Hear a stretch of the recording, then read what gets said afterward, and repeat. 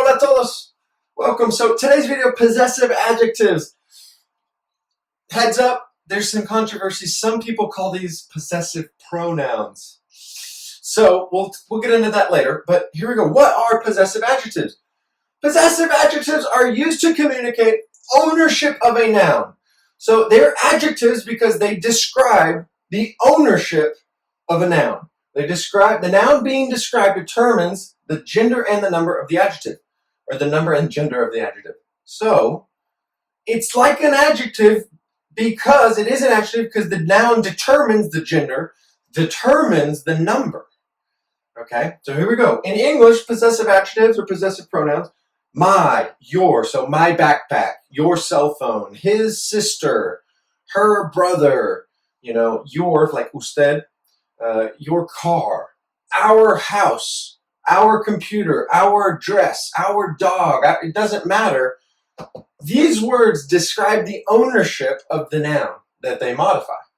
En español, mi, tú, su, nuestro or nuestra, nuestros or nuestras, su, sus, right? So there's no gender for 4 of the 5 possessive adjectives, but there is a number. You just add an S, and we'll get the number.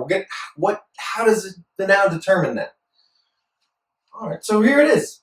What's awesome, and I didn't show you this in the first slide, these possessive adjectives fit into this same conjugation chart, the same 6-box chart.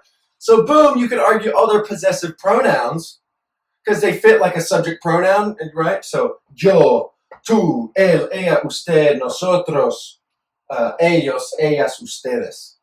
You see how it kind of merges, kind of fits. Everything in Spanish we can basically put into the conjugation chart, the 6-box chart. So, subject pronouns, I just talked about it. First person, second person, third person, right? If I go to the store, if something belongs to me, it's my, right? Me, my, I, yo. These work together. Tú works together. Él, ella, su works together. It's pretty cool. So I just wanted to illustrate how possessive adjectives or possessive pronouns, I'm still on team adjective, how these fit into a conjugation chart. Check it out. Here we're going to get into gender, okay? Only the nosotros form demonstrates, right, number and gender. The noun being described being possessed, right? So home, dog, computers, desks, neighbor, right? Being possessed determines the gender of the possessive adjective. The gender of the possessor doesn't matter at all. So I could say my dog, right? I'm a male because I'm a guy, so mi perro. My wife could say my dog, and she is a female, but she'd still say mi perro. Because perro is it's still a dog. It's a male dog, right? So then the object, that thing, that noun being possessed is what determines the possessive adjective, not the person who owns it. Okay, we'll explain that here.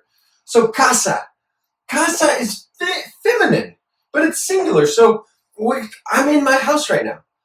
Our house, so like my family, our house, nuestra casa. Casa means that it has to be nuestra.